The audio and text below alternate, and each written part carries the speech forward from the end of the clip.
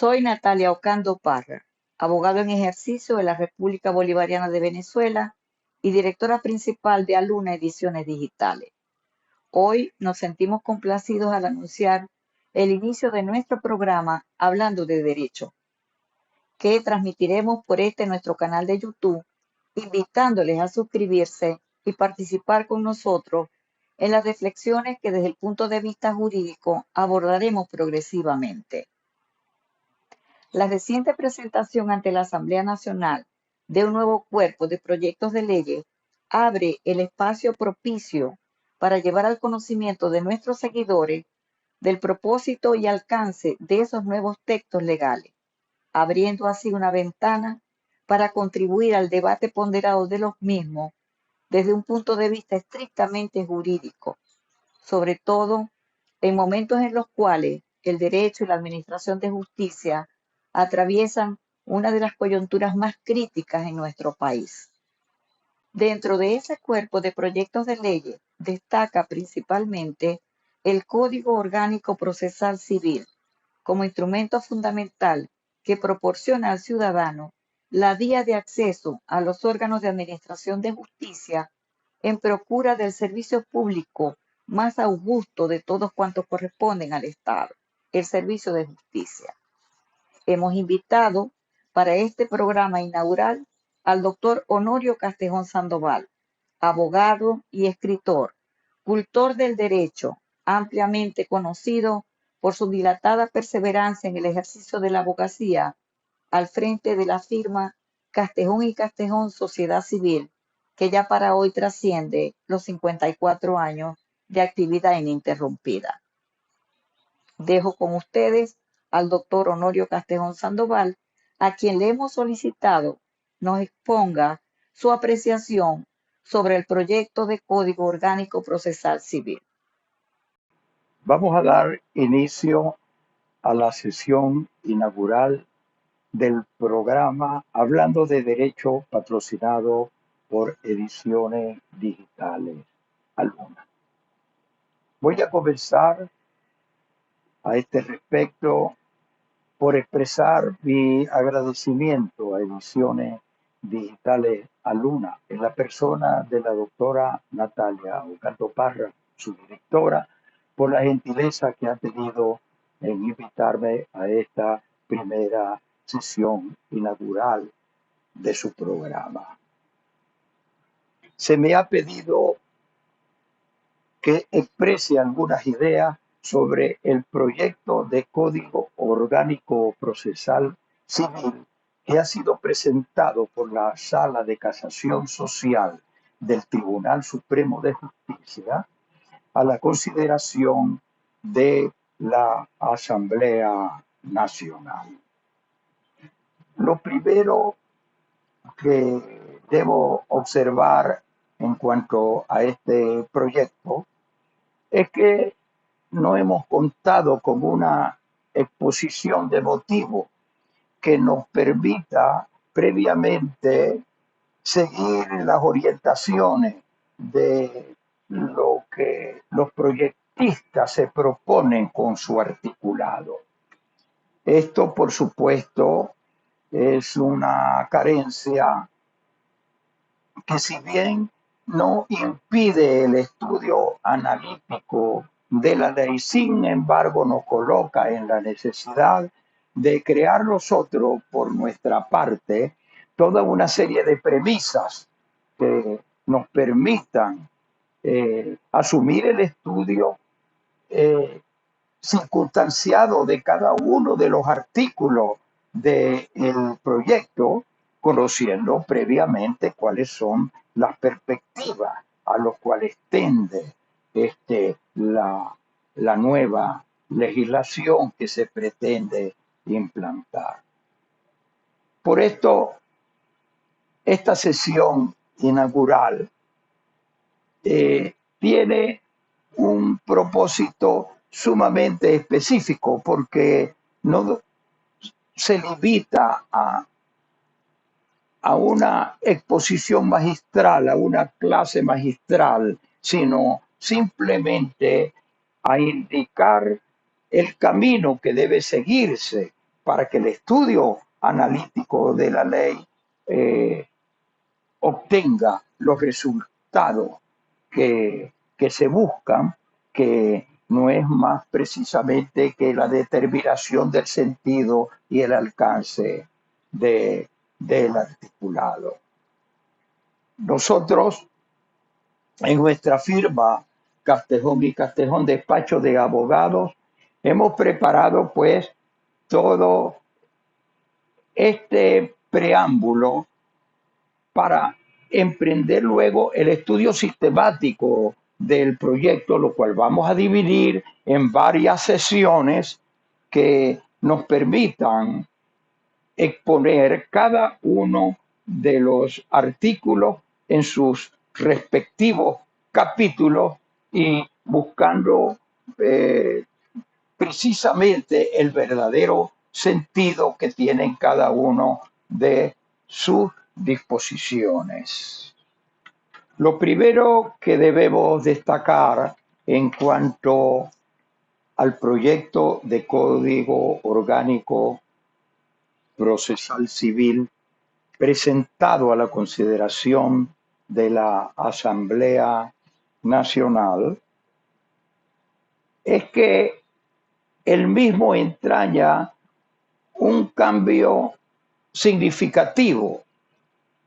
de todos cuantos códigos de procedimiento civil han precedido al proyecto. Desde el primer Código de Procedimiento Civil presentado por el licenciado Francisco Aranda en el año 1835 hasta el proyecto vigente de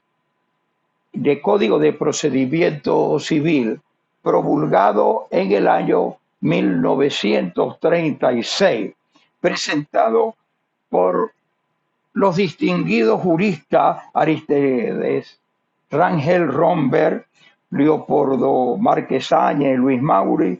y José Andrés Fuenmayor. En verdad,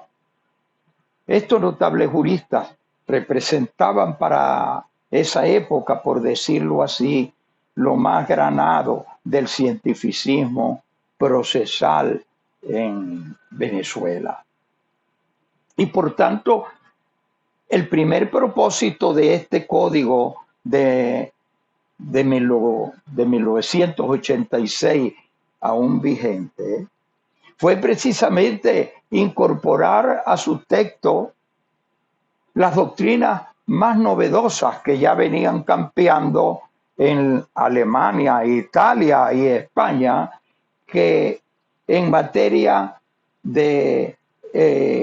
la construcción y la consolidación de la ciencia procesal propiamente dicho. Esas doctrinas novedosas, por supuesto, llegaron tardíamente al país. No fue sino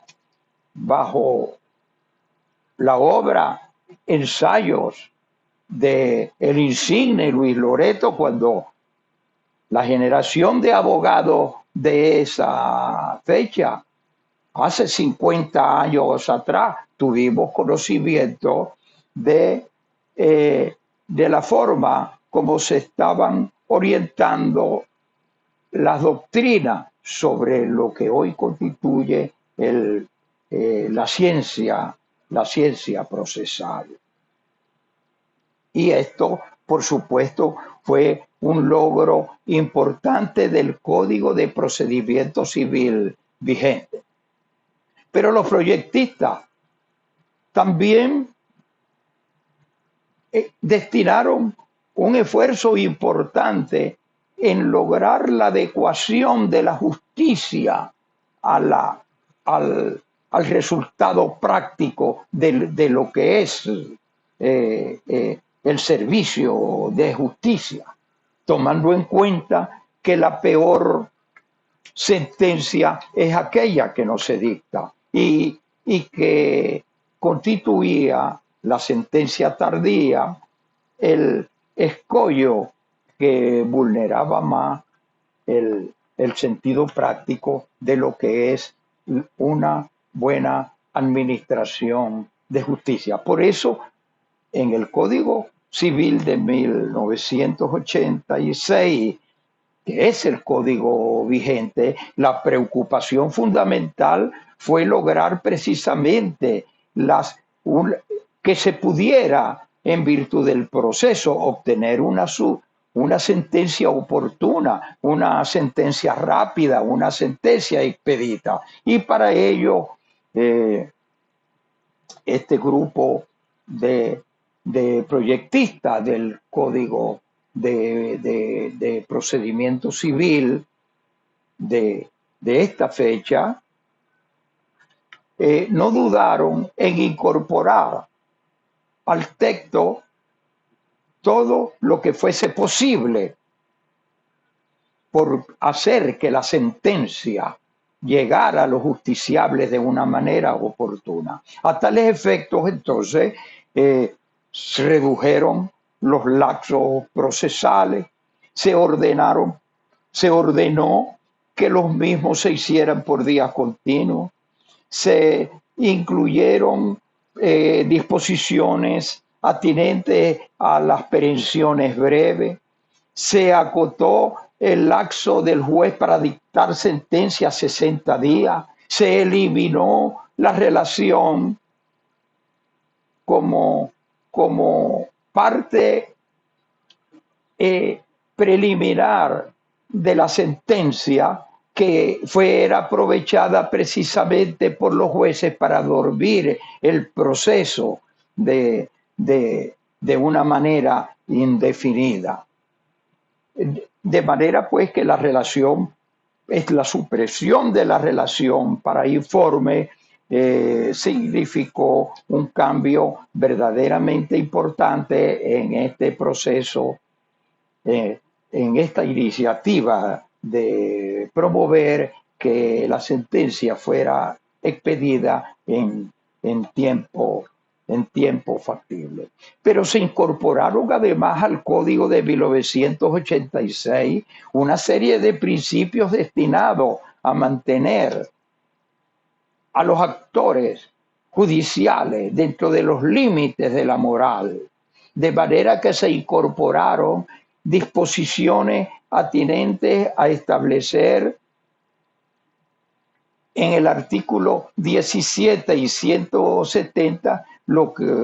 que es la lealtad y la probidad con la cual las partes deben actuar en el procedimiento civil, obligando al juez a sancionar las conductas improbas. Pero ¿qué ocurrió? Que ninguna de estas expectativas fueron posible lograrlas a través de la implementación de este código que ya tiene más de 30 años de vigencia. El retardo judicial ha sido siempre la espada de Damocles con el cual se frena la buena administración de la justicia. Tampoco la moralidad en el proceso pudo lograr las expectativas de los proyectistas, por cuanto nadie puede desconocer el estado de postración en el cual se encuentra la actual administración de justicia en Venezuela, con altos niveles de corrupción de todos los actores políticos, al punto de que el encargado de la jefatura del Estado en la apertura del año judicial del 2020 del pasado año, dijo ante el Tribunal Supremo y expresó su clamor porque se nombrara una comisión tendente a llevar una justicia más expedita, y a cuyos efectos pidió a la Asamblea Constituyente la designación de una comisión especial en tal sentido. De esta manera, pues, puede decirse que el Código de 1986 fracasó en sus expectativas de hacer un cambio fundamental en el sistema judicial. Hemos hablado de la incapacidad del Código de Procedimiento Civil vigente para superar la grave crisis de la administración de justicia y particularmente la desconfianza de la colectividad en la forma como se presta la administración de justicia. Pero lo que a nuestro modo de ver contribuyó más a acentuar la incapacidad del código para resolver esto, el problema del servicio de justicia, lo vino a constituir la promulgación de la Constitución de la República Bolivariana de Venezuela con motivo del proceso constituyente de ese mismo año. Simplemente porque la Constitución aprobada como consecuencia de ese proceso constituyente cambió de tal manera la fisonomía del Estado que pasó a ser de un Estado de derecho a un Estado democrático, social, de derecho y de justicia. El foro quizá no haya interpretado en profundidad lo que eso significaba, pero ese cambio se tradujo en un hecho sumamente importante para el proceso, porque condujo a lo que hoy llamamos la constitucionalización del proceso civil. Es decir, a estos efectos, el texto constitucional incorporó una serie de materias, entre ellos las instituciones relativas al debido proceso, con lo cual la transformación de la justicia se operó desde ese mismo instante, ya basado sobre tres principios fundamentales: el de acceso a la justicia, debido proceso y tutela judicial efectiva. Este era un cambio simplemente paradigmático, un cambio simplemente paradigmático porque representaba la construcción de un nuevo juez y la construcción también de una nueva manera de interpretar las leyes. Esto es lo que en la doctrina constitucional ocupa un espacio importante que se ha dado en denominar el constitucionalismo contemporáneo. Hemos dicho precedentemente que el foro no parece haberse percatado de este cambio significativo, de esto que hemos denominado constitucionalización del proceso. Y tampoco la política legislativa parece haberse percatado de la necesidad inminente que requería el proceso para ser adecuado a los principios y postulados constitucionales, pudiendo decir entonces que la política legislativa se encuentra en evidente mora de proceder a ajustar el proceso civil a los postulados y principios constitucionales. Ya hemos dicho en otro lugar que la política legislativa se encuentra en mora de la necesidad y de la obligación que tenía de adecuar el procedimiento a los postulados y principios constitucionales. Era ello, era eso una necesidad impostergable, porque el artículo 7 de la Constitución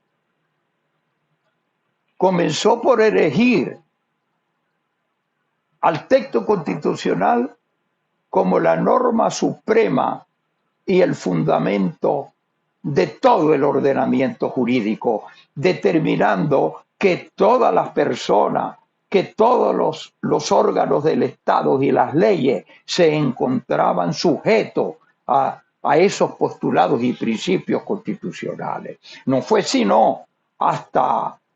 el año 2014 cuando la Sala Social del Tribunal Supremo de Justicia presentó a la otrora Asamblea Nacional un proyecto de Código de Procedimiento Civil. Eso fue en el año 2014. Ese proyecto fue aprobado en primera discusión, pero luego la insurgencia de una nueva Asamblea Nacional en el año 2015, que fue colocada en situación de desacato por la Sala Constitucional, impidió la continuidad de ese proceso y por supuesto ese proyecto de código sucumbió. ¿Qué ocurrió? Ocurrió que la Sala de Casación Social, convencida de la necesidad de que el proceso se adecuara a los principios constitucionales, aprovechó la oportunidad de un juicio intersubjetivo de intereses que atendían simplemente al interés privado de las partes intervinientes en el juicio para decretar dentro del mismo una reforma del procedimiento civil. A estos efectos, en esa sentencia dictada en el 14 de agosto de 2019, la Sala Social acogió entonces el sistema procesal que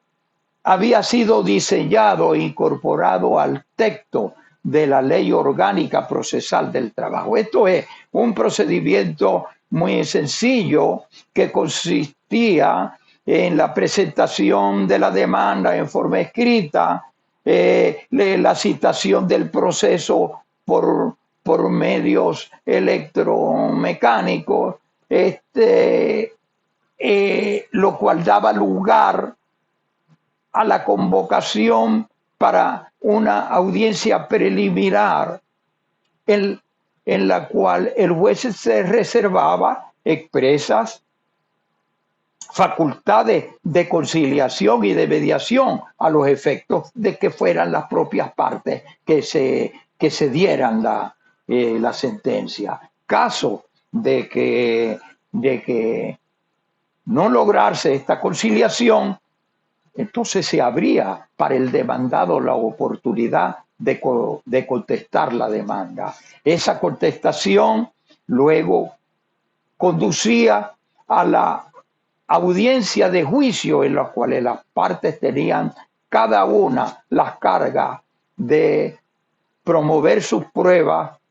y evacuarlas dentro de esa misma audiencia de manera oral. Era un debate oral en el cual el juez, luego del debate, se retiraba y dictaba el dispositivo de la sentencia, reservándose un lapso de 10 días para publicar el fallo definitivo. Pero ese proceso que insisto, que fue establecido así en un juicio de carácter intersubjetivo, esa reforma del proceso civil fue sometida por la Sala de Casación Civil a la convalidación del mismo por parte de la Sala Constitucional, convencida la Sala de Casación Social de que esa jurisdicción normativa por omisión de la política legislativa en adecuar las leyes a la realidad del momento presente era una incumbencia que correspondía exclusivamente a la Sala Constitucional como último intérprete de la Constitución. Por supuesto que esa convalidación en ningún momento se obtuvo, y quizás esta sea la razón por la cual en febrero del presente año fue presentado formalmente por la Sala de Casación Social ante la nueva Asamblea Nacional el proyecto de Código Orgánico Procesal Civil al cual nos estamos refiriendo. Este proyecto de Código Orgánico Procesal presentado por la Sala de Casación Social ante la Asamblea Nacional en febrero del presente año 2021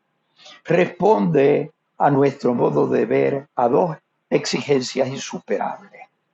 En primer lugar, adecuar el procedimiento civil a los postulados y principios constitucionales para que el proceso cumpla la finalidad teleológica que prescribe el artículo 257 del Código de Procedimiento Civil, en el cual se establece que el proceso es un instrumento para la realización de la justicia. Yo me voy a permitir leer el artículo 257 de la Constitución de la República, por cuanto pienso de que esto constituye la materia fundamental a la cual propende la reforma del sistema, la transformación del sistema judicial. Dice el artículo 257 de la Constitución: el proceso constituye un instrumento fundamental para la realización de la justicia. Las leyes procesales establecerán la simplificación, uniformidad y eficacia de los trámites y adoptarán un procedimiento breve, oral y público. No se sacrificará la justicia por la omisión de formalidades no esenciales. Acá pues está la razón de ser de el proyecto de Código Orgánico Procesal Civil que ha sido propuesto. Debiendo decir a este respecto que no se trata simplemente de una simple reforma del Código de 1986, del vigente Código de Procedimiento Civil, sino de una iniciativa legislativa que va más allá de la simple reforma, porque se propone sustituir de una vez y por todas el Código de Procedimiento Civil, cuyo sistema procesal en los códigos anteriores venía siendo objeto de simples cambios de uno y determinados artículos y de otro y de uno que otro capítulo. Pero el proyecto que actualmente se ha propuesto a la Asamblea Nacional es la derogatoria total y absoluta del Código de Procedimiento Civil de 1986, cosa que no había ocurrido en la reforma que han precedido desde el primer Código de Procedimiento Civil presentado por Aranda en el año 1835. Además de la adecuación del proceso civil a los postulados y principios constitucionales, el proyecto de Código Orgánico Procesal Civil se propone lograr la integración de varias jurisdicciones en una sola. Esto es,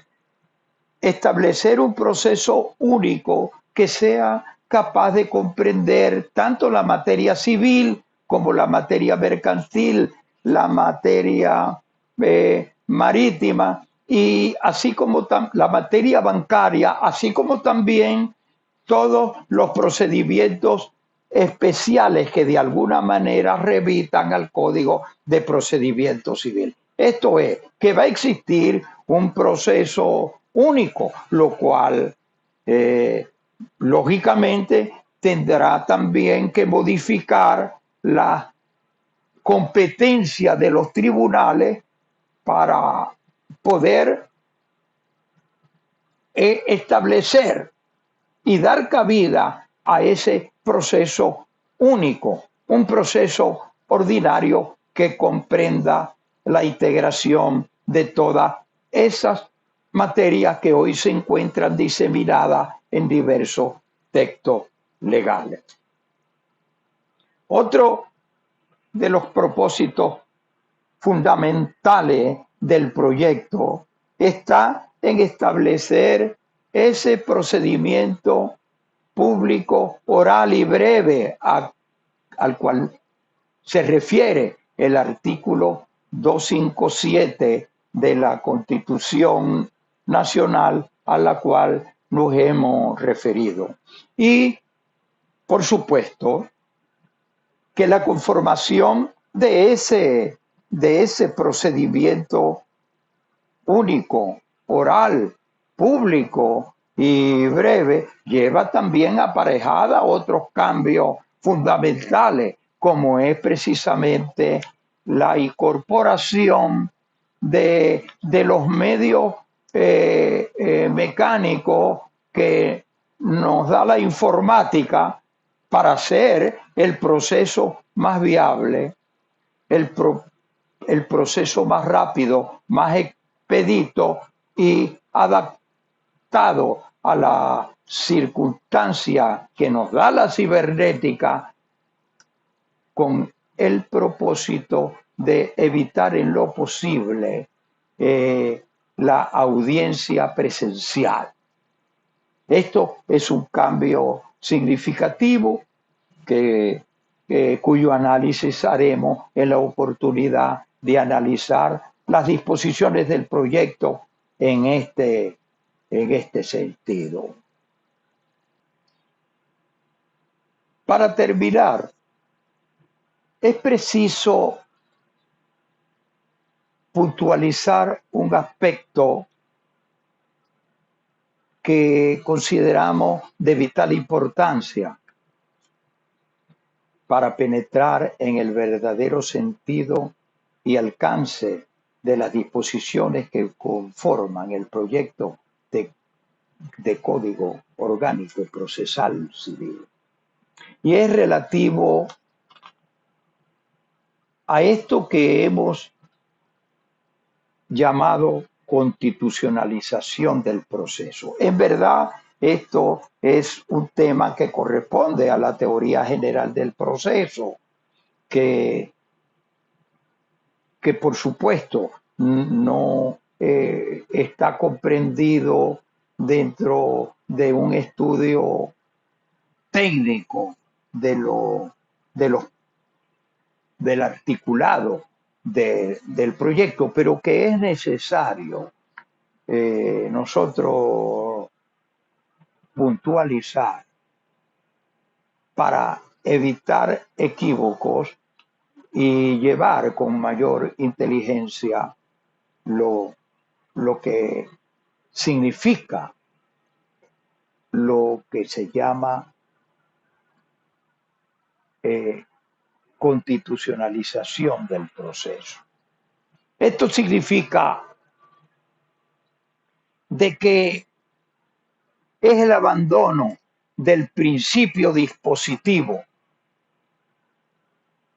que consagra el Código de Procedimiento vigente en su artículo 12 y que voy a leer para mayor inteligencia. Dice el artículo 12, los jueces tendrán por norte de sus actos la verdad que procurarán conocer en los límites de su oficio. En sus decisiones el juez debe atenerse a las normas del derecho, a menos que la ley lo faculte para decidir con arreglo a la equidad.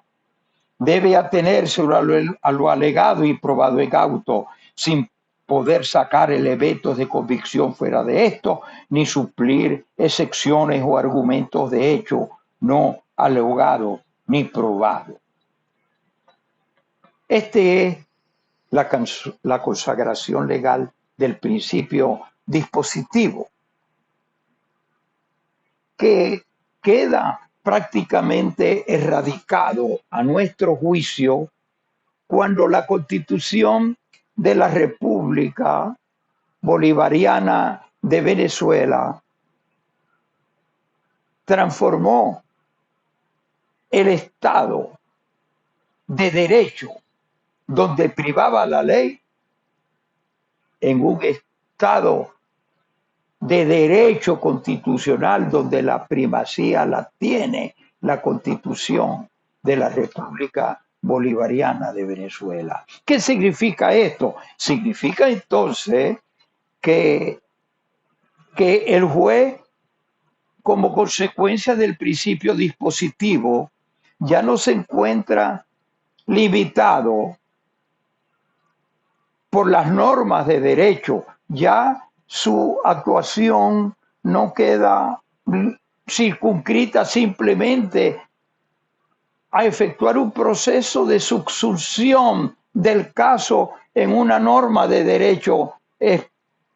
específica, sino que va más allá, porque la tarea que tiene de escudriñar la justicia en los límites de su oficio lo conlleva entonces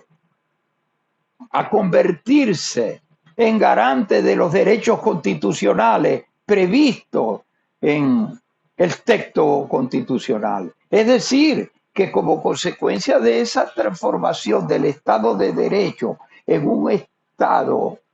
social de derecho y de justicia, convierte al juez en un garante de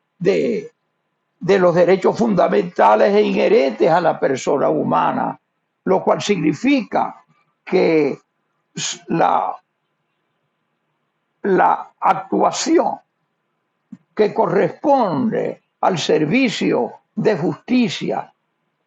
cuya función le es atribuida y encomendada por la Constitución, ya no responde a los límites objetivos del derecho preexistente, porque él tiene que buscar de alguna manera la concordancia del caso específico con los derechos y garantías constitucionales. Porque si el caso específico toca o de alguna forma se comprende en alguno de esos derechos fundamentales, él está obligado por ley entonces a propender, a garantizar a las partes en el proceso la vigencia de esos derechos constitucionales. Lo otro que conlleva la constitucionalización del proceso es precisamente ese otro factor, que entonces la interpretación del juez ya no es una interpretación de la norma, de la ley, en cuyo supuesto normativo se haya prevista la situación jurídica sometida a su conocimiento, sino que tiene necesariamente el juez un poder más amplio, un poder discrecional, más genérico, que lo lleva incluso a ejercer el control difuso de la Constitución, declarando por principio de primacía constitucional la vigencia de los derechos constitucionales. Esto envuelve un cambio significativo, porque lo que requiere el justiciable y que de alguna manera orienta la actividad jurisdiccional es el hecho de que una persona se encuentre en la necesidad de ser atendido en la vigencia de sus derechos constitucionales, aun y cuando la situación controvertida no se encuentre prevista en ley alguna. Estos, pues, son las premisas que a nuestro juicio resultan indispensables para poder emprender el estudio analítico y circunstanciado del articulado del código, del proyecto de código orgánico procesal civil, que por nuestra parte y con motivo de la función propia que cumple nuestra firma Castejón y Castejón Despacho de Abogados, se propone realizar mediante entrega que serán hechos del conocimiento público a los interesados por este mismo medio de canal YouTube. Gracias a Ediciones Digitales, a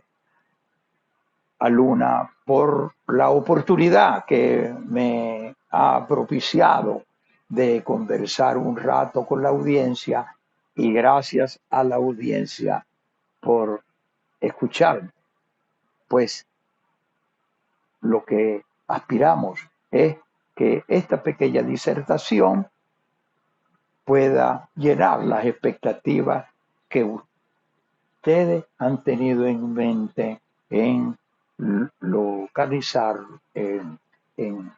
localizarnos por medio de este canal de las redes sociales. Muchas gracias y buenos días.